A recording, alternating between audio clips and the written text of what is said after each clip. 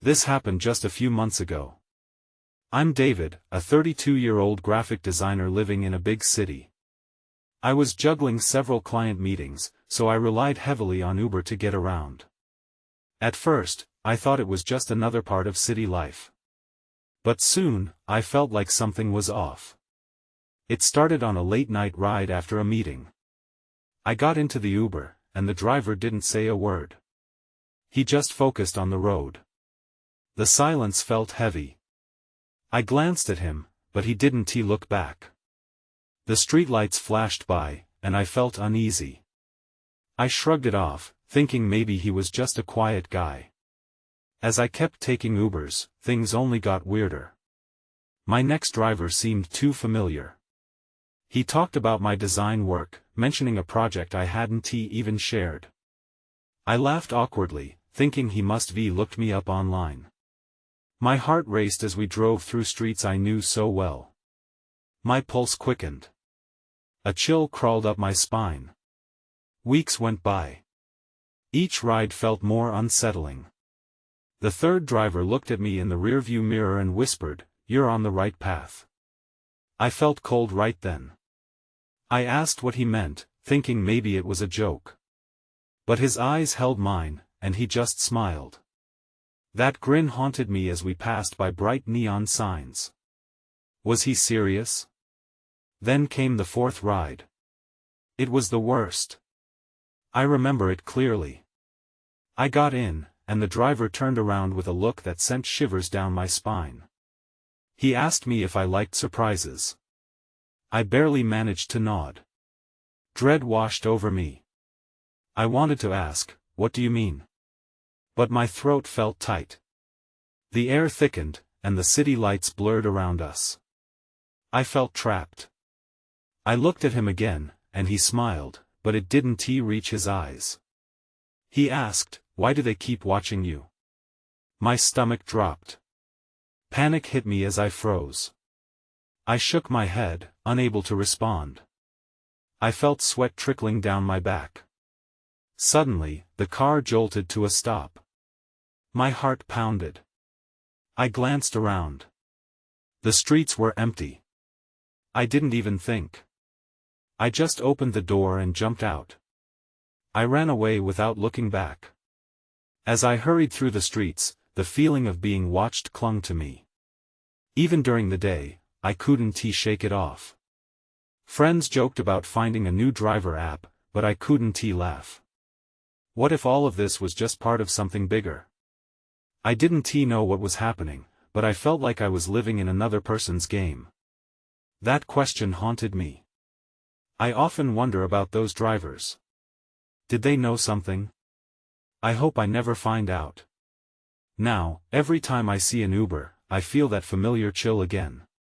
The thought of stepping inside still scares me. What if there's more to this story? I don't think I'll ever be able to forget what happened. The days after that last ride were hazy. I avoided Ubers, instead opting for the subway, even if it meant longer travel times. I needed distance from whatever that driver had meant. Yet the unease only grew. I felt the eyes of strangers boring into me. Every corner I turned felt like I was stepping deeper into a trap. One evening, I finally had to buckle down and finish a freelance project. I knew I'd need to make a run to grab some groceries. With a knot in my stomach, I pulled out my phone and reluctantly opened the Uber app. A familiar dread washed over me. I hesitated, but the choice felt as if it had been made for me. I scheduled the ride. When the car pulled up, I took a deep breath and got in. The driver looked ordinary enough. A middle-aged man with salt and pepper hair and a cheerful demeanor. We exchanged pleasantries, and for a moment, I thought I might have overreacted. Maybe I was just paranoid. His easy smile was comforting, but I felt tension simmering beneath the surface. As we drove, I tried to shake off the lingering fear. "So, how long have you been driving for Uber?" I asked, hoping to draw him into conversation. He glanced at me, a flicker of something unsettling passed across his features. "Long enough to spot someone unusual," he replied, his smile still plastered on. You don't have to worry, though. I'm just doing my job. My heart sank. My hands turned clammy. I wanted to scream, to leap from the car as I had done before, but the streetlights flickered by, and I felt frozen. What do you mean by unusual? I stammered. He chuckled softly. It's not every day I get someone with so much attention. I swallowed hard. My throat was dry. What kind of attention? I felt the walls closing in. Let's just say you have a presence, David. He turned his head slightly, catching my glance in the rearview mirror. Some people notice you more than others. I had heard enough. Can you drop me off here? I blurted out, panic rising in my chest. I didn't wait for an answer and opened the door as we slowed down. I jumped out and stumbled onto the sidewalk, my heart racing. I took a moment to collect myself, breathing heavily. What did he mean? Was someone actually watching me? I looked around, half expecting to see a familiar face lurking in the shadows. There was none. Just the usual bustle of the city, but I could feel the unease settle in my gut. As I rushed into the store, I tried to focus on the shopping list, but the driver's words echoed in my mind. Someone with so much attention. I felt a chill run down my spine. I wanted to ignore it, to brush it off as some bizarre coincidence. But something was undeniably off. That's when I saw an old notebook tucked between some cans on a shelf. Curious, I plucked it out. It was filled with strange notes and sketches, including images of a man who shared a striking resemblance to the drivers I had encountered. My breath quickened as I flipped through the pages. What was this doing here? My mind raced with unanswered questions. I realized I had stumbled onto something much bigger. It wasn't just a few strange Uber rides, it was a web of connections I couldn't yet comprehend. And now, I was caught up in it. I needed to find out more. But as I turned to leave the store, I felt a presence behind me. I turned around slowly, dread pooling in my stomach. Someone was watching. I froze. The figure was just a few feet away, obscured in the dim fluorescent lights of the store. It was a woman, her face partially hidden by a hood. My heart raced as I tried to peer into the shadows she cast. I couldn't shake the feeling that I had seen her before, but where? The notebook trembled in my hands. "Excuse me," she said, her voice barely above a whisper. I braced myself, ready to bolt, but something in her tone made me hesitate. "You shouldn't have that." I frowned, my instincts screaming at me to run. "What are you talking about?" I asked, trying to sound casual. My grip on the notebook tightened. "That's not yours." She took a step forward, and I instinctively stepped back. "Who are you?" I felt like I was in a scene from a film, where all the warning signals were blaring, but I was too transfixed to move. "I'm someone who's trying to help you," she replied, her eyes fierce but earnest. "But if you're holding that, you need to listen to me. They are watching." Each word sank deeper, a weight that almost knocked the breath out of me. "Who's watching? Why do you care?" I demanded, trying to sound brave, but the tremble in my voice gave me away. She glanced around, then leaned in closer, her voice barely a murmur. "The car you were in earlier, they use those rides to track people. You're not the first I've seen." My stomach dropped. "Track? Why? For what?" "Information," she said. "Control. It's bigger than you know." But that notebook, her eyes locked onto the pages still ajar in my hands. "It contains more than just sketches. It has names, connections." I was stunned. My mind raced, sorting through the jumble of thoughts. I had stumbled into something I didn't understand. The driver's words echoed in my head like a haunting refrain. "What do you know about me?" "I know enough," she replied, maintaining her gaze. You have something they want. But I can help you if you trust me. It sounded like a bad decision, but I was out of options. The intuition that had gripped me since the last ride suddenly surged again. I had to get out of here, but could I trust her? The noise from the store seemed to amplify around us. I glanced back at the entrance, where a few customers idly wandered, unaware of the tension crackling between us. Then, I noticed it. A figure outside the glass doors, partially hidden behind a column. The same middle-aged driver from earlier, watching intently. My heart sank. He was here. What do we do? I blurted. Follow me, the woman said urgently, stepping aside to create a path.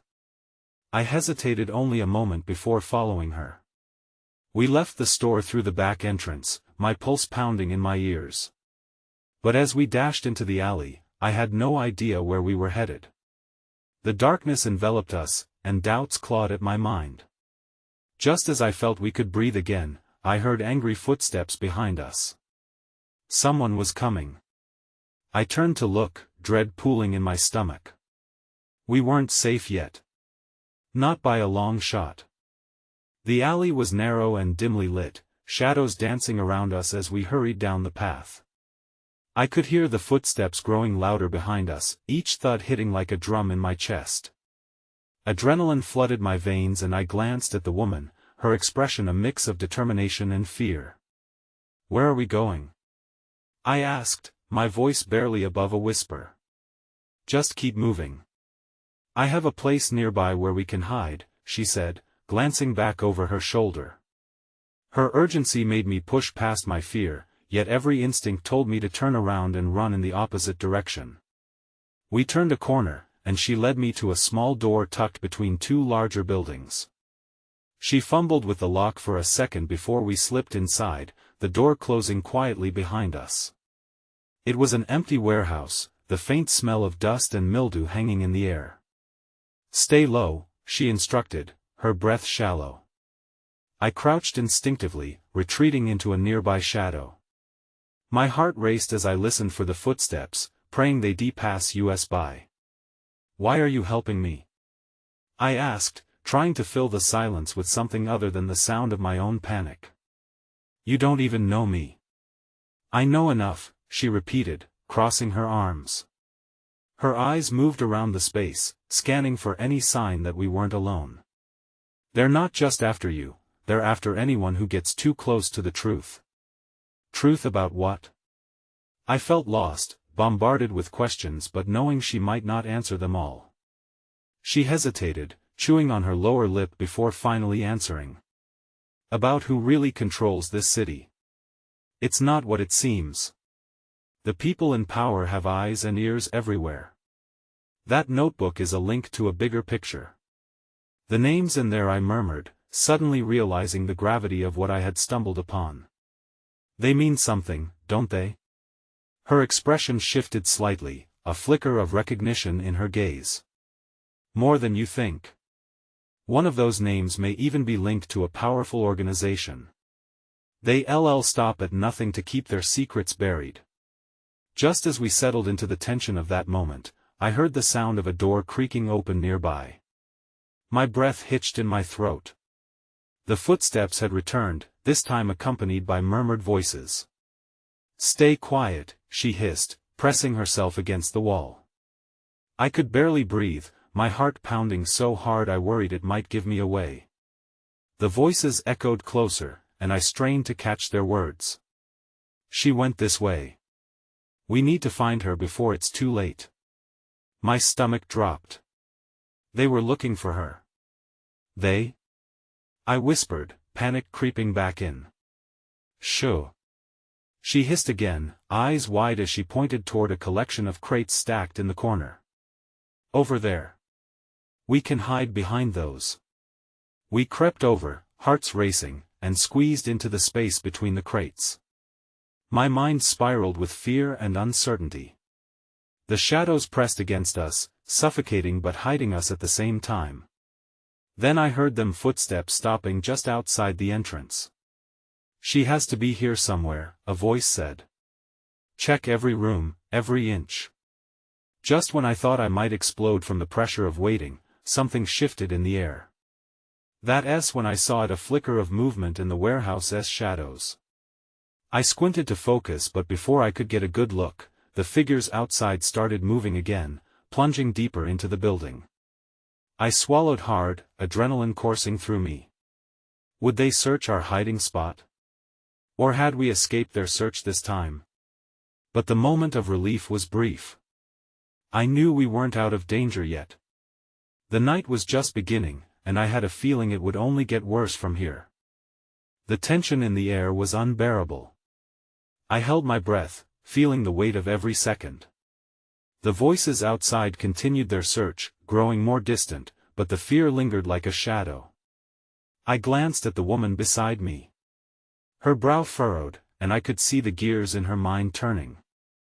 Suddenly, she pushed back against the crates, trying to peer out from our hiding place.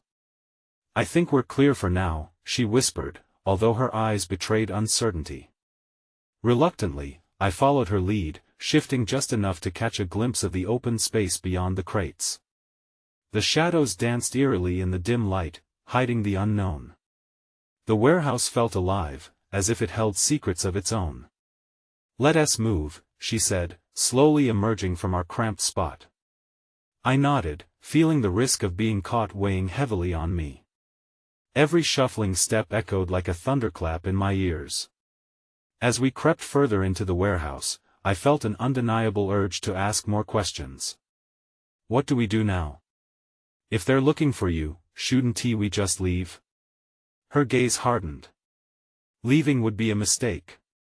They'll catch up to us before we're even out of the district. We need to find a way to turn the tables on them." I stopped in my tracks. "What do you mean? How do we do that?" She looked thoughtful, then nodded toward a staircase leading to a second level. "We need to access that storage room up there. I know it's been used for covert meetings. If we can get there and find the information they're hiding, we can expose everything." My stomach twisted. "And what if they catch us first?" "We have to take the chance," she said, determination sparking in her eyes. "We're not done yet." With a new plan in mind, we approached the staircase. It creaked under our weight, sending jolts of fear through me with every step.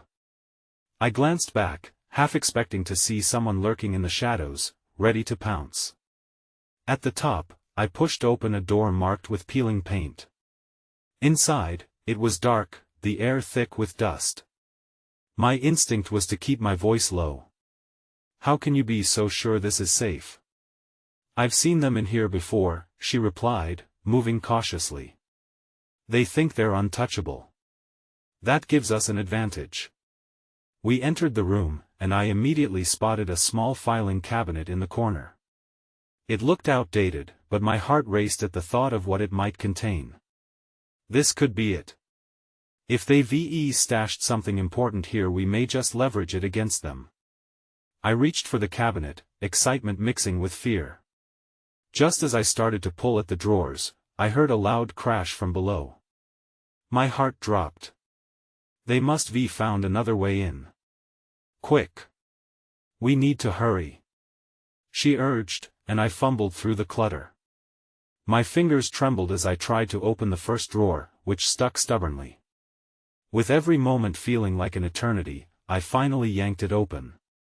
Papers lay scattered inside, but there was something that glinted in the low light. In that instant, my breath caught.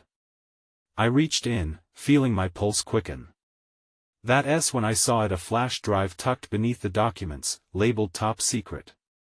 A voice rang out below us, sending chills down my spine. "She's up there. Move!" Panic surged through me. As I snatched the flash drive and pocketed it, I turned to the woman. "What now?" Her eyes widened. "Now, we run."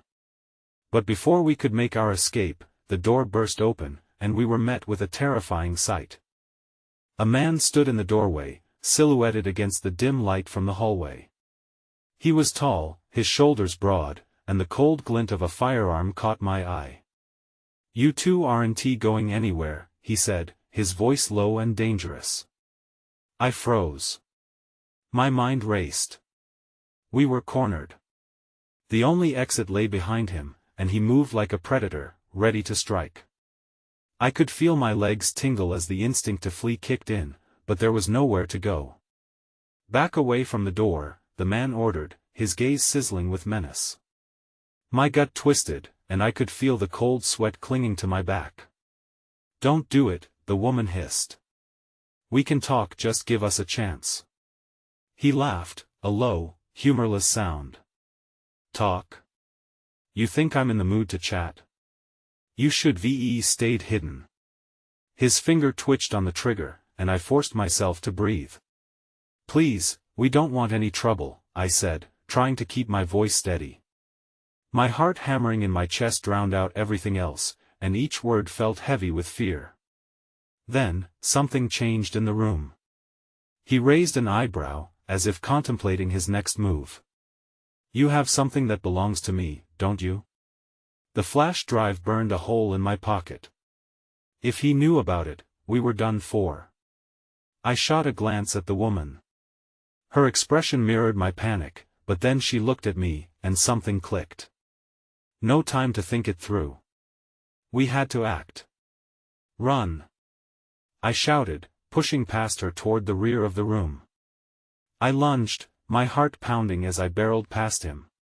For a split second, he seemed surprised, but then he lunged after us. I felt his breath on my neck as we dashed down a narrow hallway, dodging crates and machinery. My breath came in quick gasps.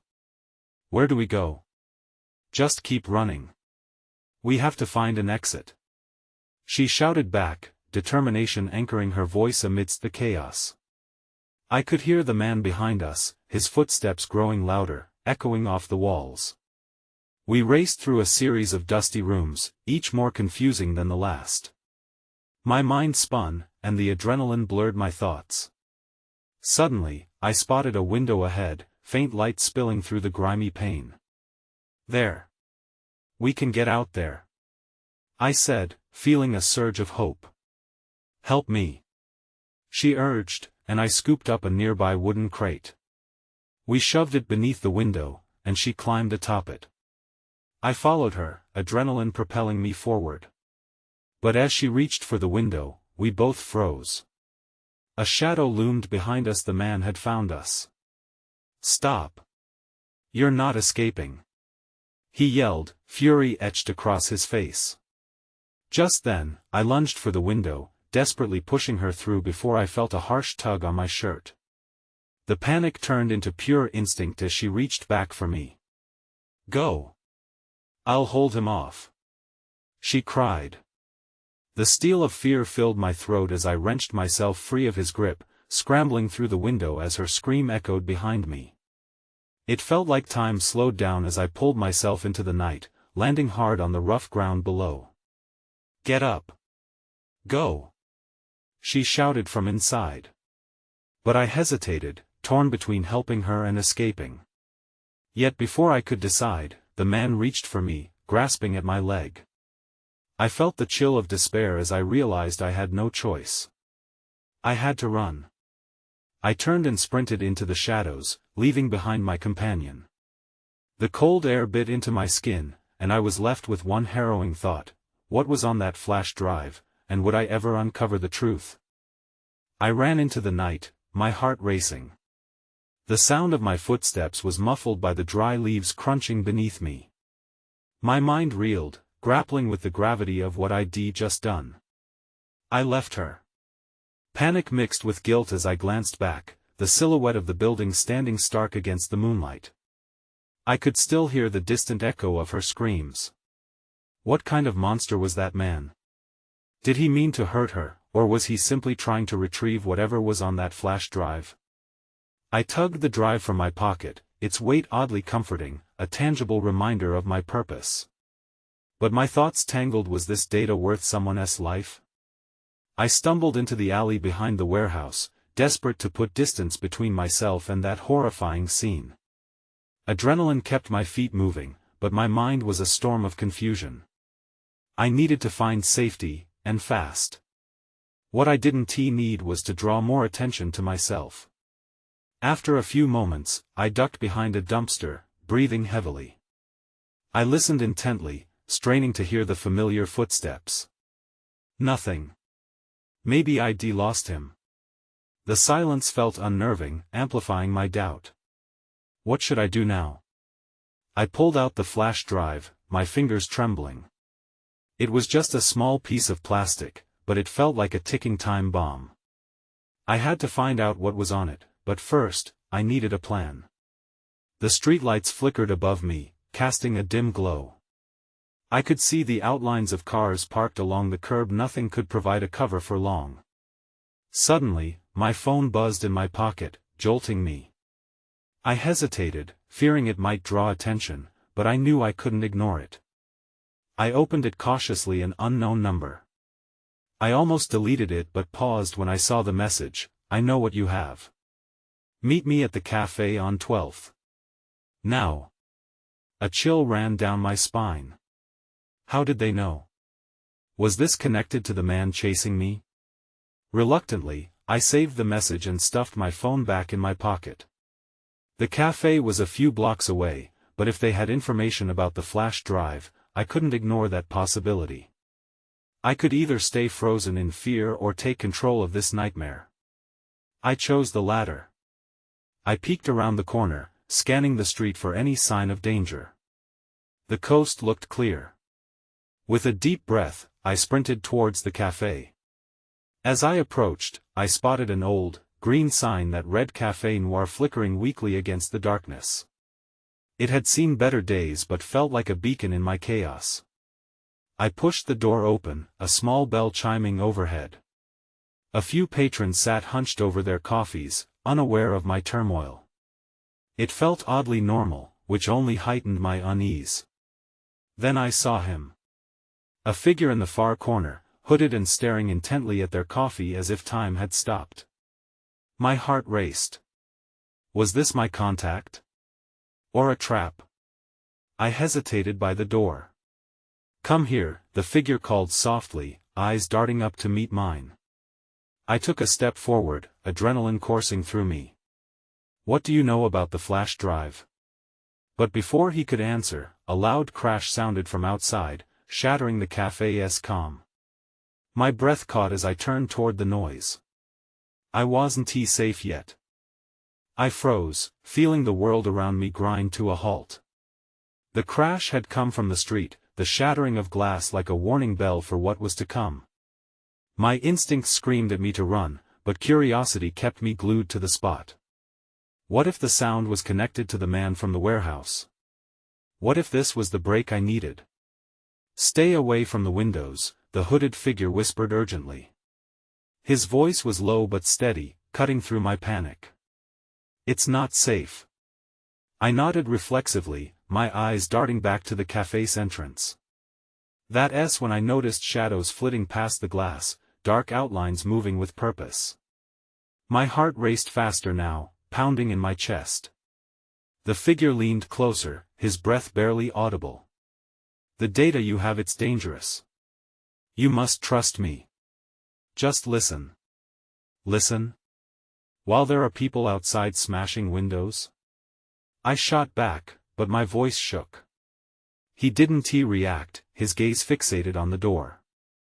"They'll be looking for you. I can help, but you need to keep your head down. The flash drive is everything." "No, wait." I hissed, desperate for answers. "What's on it? Who are they? It's not the time." He leaned back, pulling his hood lower, obscuring his features. "You have to understand, they'll kill to get it back." I was still grappling with everything. His urgency felt genuine, but so did the threat outside. Everything felt like a tangled web, and I was right in the center, struggling to untangle the strands. Just then, the cafe's door burst open, and in rushed a tall figure, face hidden by a dark scarf. My breath caught again. I felt paralyzed, caught between the impulse to flee and the need to find out what was happening. Everyone on the floor. The new arrival shouted, brandishing a weapon. Panic ignited the room, and a couple of patrons screamed, ducking under tables or bolting for the back exit. "Get down!" the hooded man ordered, as he lowered himself beside me. The world outside blurred with chaos, but his presence felt strangely composed. Out of instinct, I ducked behind a nearby table, pressing myself against the cool floor. My ears rang as the muffled sounds of shouting and shattering glass echoed through the cafe. I was invisible, yet the danger felt palpable. "Do you have the drive?" he asked, his eyes boring into mine.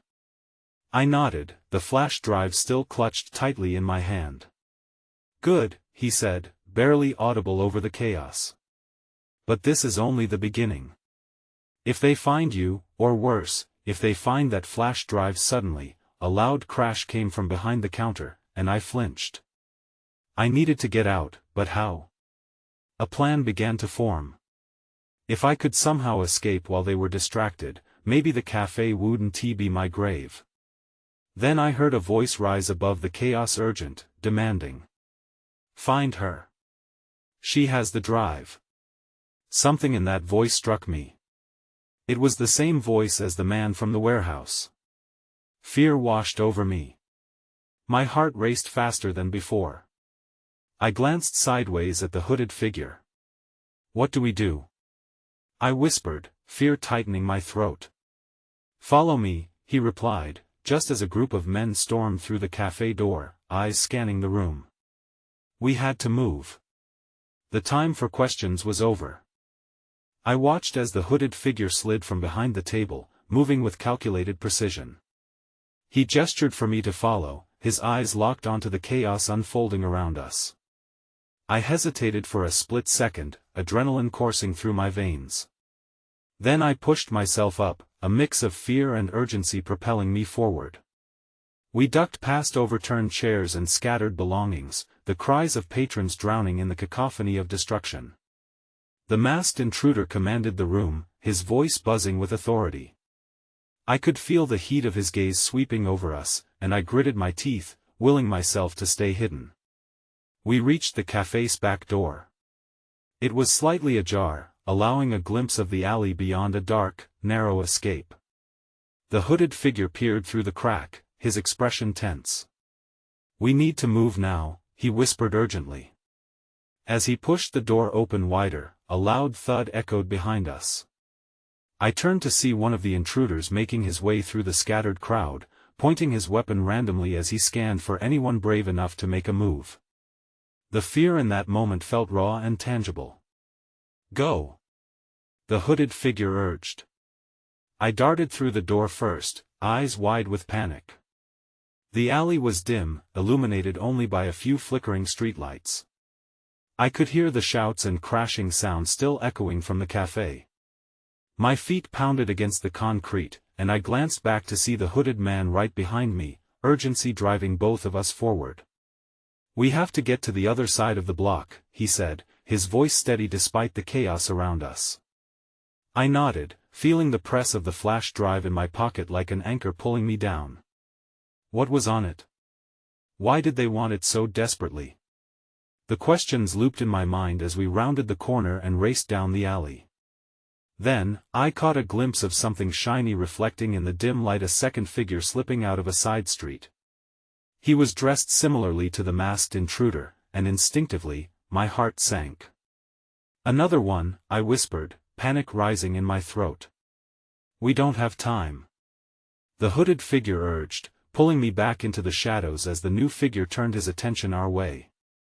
My breath caught in my chest, and I felt frozen. The figure narrowed his eyes, scanning the area. "Split up." He barked into a radio nestled in his pocket, expecting backup. What now? I couldn't turn back. The only option was to keep going. I peered down the alley, scanning for any potential escape routes. That's when I spotted a fire escape ladder above us, partially hidden by trash bins. "That way," I whispered and pointed. The hooded figure hesitated, but I could feel the urgency of the situation. Without waiting for him, I launched myself towards the ladder, my heart racing. As I clambered up, I could hear shouting growing louder. They were getting closer. I reached the top just as the hooded figure joined me, breathless but determined. Beneath us, I saw the first man step into the alley, scanning for us. "Come on," I urged, peering over the edge. "We can't stay here." Then, everything went dark.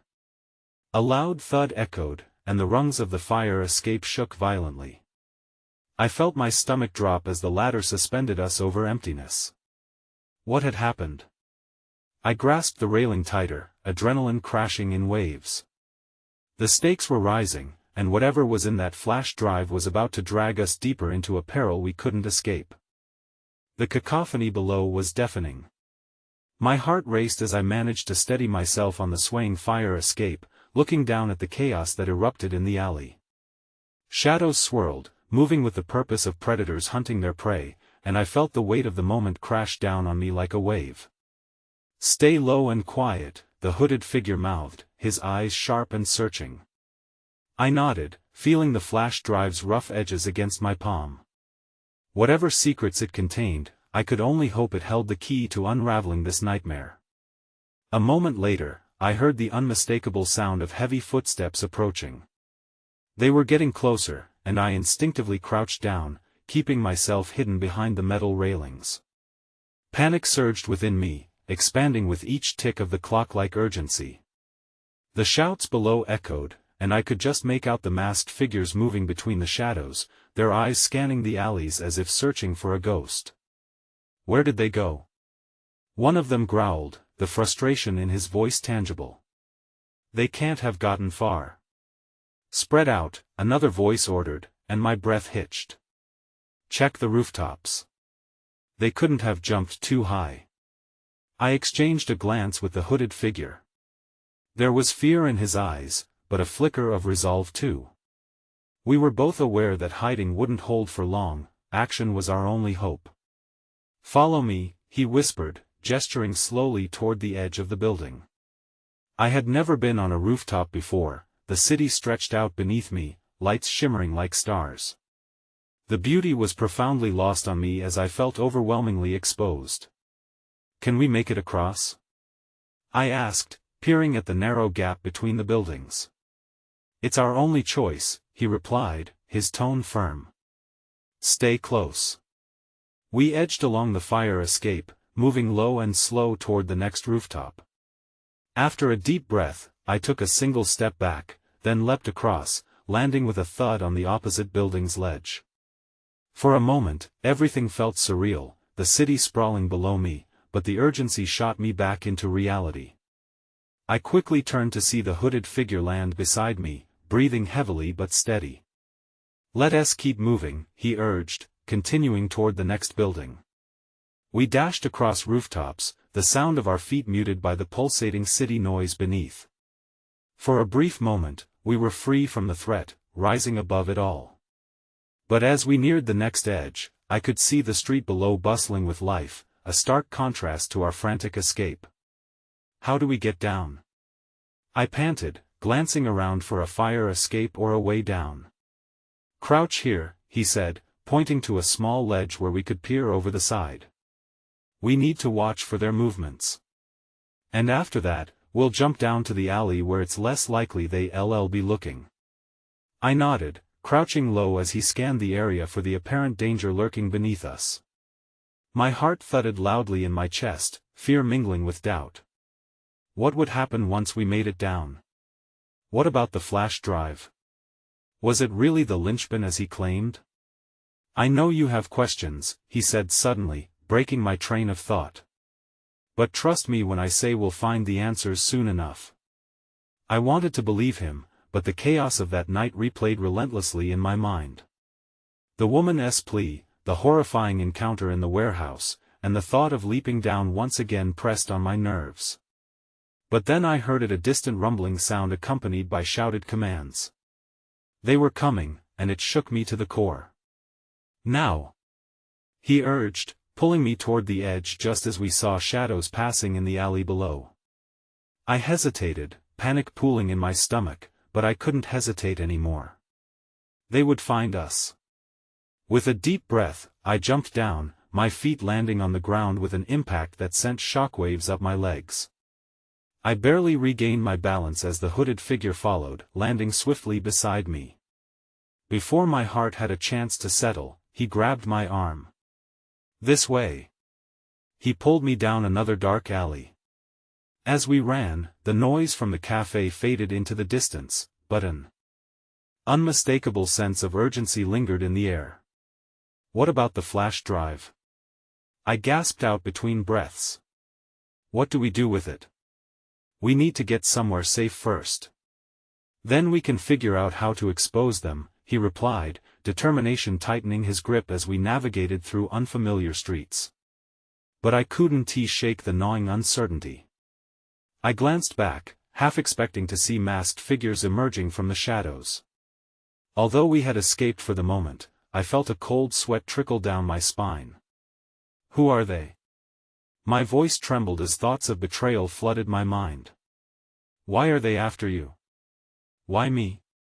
His expression shifted, shadows from the streetlights catching glimpses of emotion. "It's complicated. They're part of something bigger, a network that wants to keep their secrets buried. For now, just trust me. Just trust him." Those 3 words spun in my head, almost taunting me. I wanted to trust him, but as we turned down another street, I couldn't shake the chill of uncertainty. What awaited me ahead? Would I ever get concrete answers?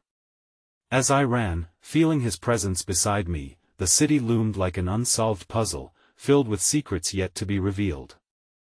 I felt unmoored and fragile, lost between fear and hope, unprepared for what lay ahead.